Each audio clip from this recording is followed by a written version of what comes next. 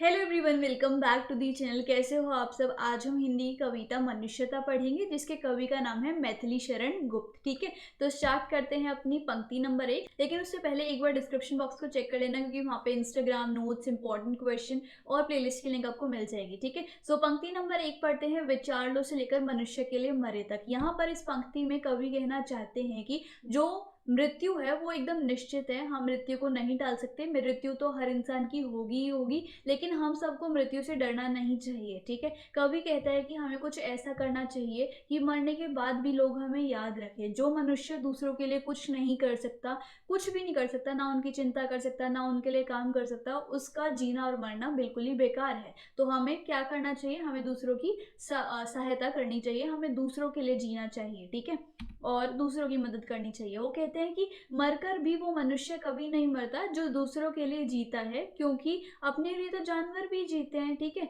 कवि के अनुसार मनुष्य वही है, कवि के अकॉर्डिंग मनुष्य वही कहलाता है जो दूसरे व्यक्तियों के लिए मरे, अर्थात यानी कि दूसरे व्यक्तियों की चिंता करे, और वही मनुष्य जो है असली मनुष्य कहलाता है। अगली पंक्ति देखो। उसी उदार की कथा से लेकर मनुष्य के लिए मरे तक हमें पढ़ना है। यहाँ पर कवि कहते हैं कि जो मनुष्य अपना जीवन दूसरों की चिंता करता है, उस महान व्यक्ति की जो कथा है, उस महान व्यक्ति की जो बायोग्राफी है, स्वयं उस सरस्वती उसके गुणगान करती है। यानी कि उनकी जो बायोग्राफी है उनके बारे में पुस्तकों में भी लिखा जाता है। जो व्यक्ति दूसरों के लिए काम करता है, जो व्यक्ति दूसरों के लिए अपना जीवन व्यतीत करता है। ठीक है, और उसके बाद उस व्यक्ति की बातचीत हमेशा जीवित व्यक्ति की तरह ही की जाती है, और सारी सृष्टि जो है उसकी पूजा करती है। अब जैसे कि हमने एक पाठ पढ़ा था फादर बुल्के के बारे में, शायद सभी को याद होगा। तो उन्होंने इतने अच्छे अच्छे काम कर रखे हैं, तभी तो उनके डेथ के बाद भी सारा जीवन सभी लोग उनको याद करते हैं, हम उनके बारे में पुस्तकों में भी पढ़ते हैं। तो कवि का यहाँ पर कहने का मतलब यही है कि जो व्यक्ति दूसरों के लिए जीता है, जो व्यक्ति दूसरों की चिंता और जो व्यक्ति अपना जीवन जो है वो दूसरों के लिए न्यौछावर करता है, उस व्यक्ति के जो गुणगान है वो स्वयं सरस्वती माता भी करती हैं। उसकी जो बायोग्राफी है वो बुक में भी लिखी जाती है, और उसके मरने के बाद भी आजीवन उसके बारे में बातें चलती रहती हैं। ठीक है, और सारी सृष्टि जो है उसकी पूजा भी करती है। कवि कहता है कि जो व्यक्ति पूरे संसार को अखंड भाव से और भाईचारे की भावना से भर दे, जो व्यक्ति सबको अपने साथ रखकर चले, तो सही मायने में वो व्यक्ति जो है वो मनुष्य कहलाने के योग्य होता है। आजकल के लोग बहुत ज़्यादा सेल्फिश होते हैं, सब अपने बारे में सोचते हैं, दूसरों के दूसरों के सुख से सुखी नहीं है, तो वो व्यक्ति जो है असल में मनुष्य नहीं कहलाते हैं। ठीक है, अगली पंक्ति देखो। शुद्धार्थ रंती देव से लेकर मनुष्य के लिए मरे तो। ठीक है, तो कवि कहते हैं कि जो पौराणिक कथा है, जो पुरानी पुरानी कथाएं हैं, वहां पर बहुत सारे ऐसे व्यक्तियों के उदाहरण हैं जो दूसरों के लिए जीते थे। जैसे कि सबसे पहले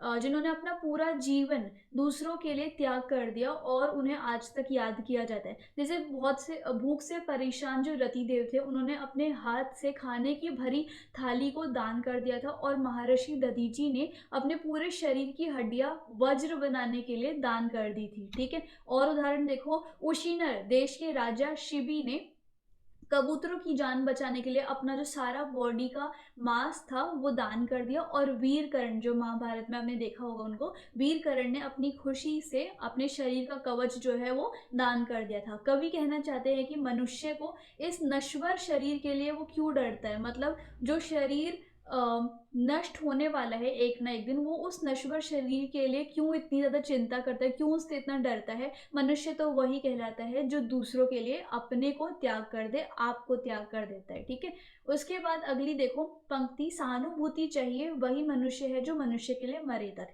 इस पंक्ति में कवि कहते हैं कि मनुष्य के मन में दया और करुणा, मतलब काइंडनेस का भाव होना चाहिए। यही सबसे बड़ा धन है, यही सबसे बड़ा पुण्य है। ठीक है, स्वयं ईश्वर भी ऐसे लोगों का साथ देते हैं जिन लोगों के मन में दया करुणा की भावना होती है। इसका सबसे बड़ा उदाहरण महात्मा बुद्ध है, जिनसे लोगों का दुख देखा नहीं गया, तो वो सृष्टि के परे चले गए थे लोगों के दुखों को सॉल्व करने के लिए। ठीक है, तो उन्होंने लोक कल्याण के लिए, सृष्टि की भलाई के लिए, दुनिया के नियमों के विरुद्ध वो चले गए थे। ठीक है, इसके लिए उन्हें पूरा संसार उनके सामने नहीं झुकता।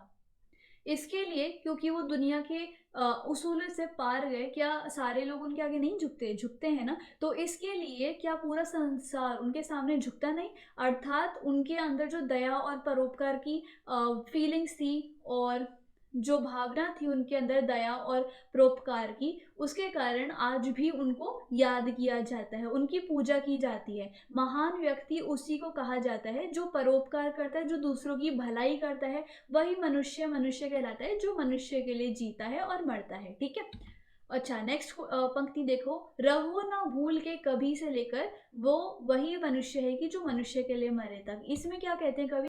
तो इस पंक्ति में कवि कहते हैं कि जो संपत्ति है, जो पैसा है, उस पे हमें कभी भी घमंड नहीं करना चाहिए। इस बात पे कभी भी गर्व नहीं करना चाहिए कि हमारे पास इन अपनों का साथ है या फिर हमारे साथ साथ सब लोग जुड़े हुए हैं। हमें इस बात पर कभी भी घमंड नहीं करना चाहिए। इस धरती पर कोई भी अनाथ नहीं है, क्योंकि सबके साथ ईश्वर है। ईश्वर जो है वो बहुत ही ज़्यादा दयालु है, दयावान है। तो इन सब चीज़ों पे हमें नहीं घमंड करना चाहिए। ठीक है। और लास्ट में कवि जो है वो ये कहते हैं कि वही व्यक्ति मनुष्य कहलाता है जो इन सब चीज़ों से ऊपर सोचता है। मतलब घमंड से वो काफ़ी ज़्यादा परे होता है और दूसरों के लिए अपना जीवन जो है वो व्यतीत करता है। ठीक है।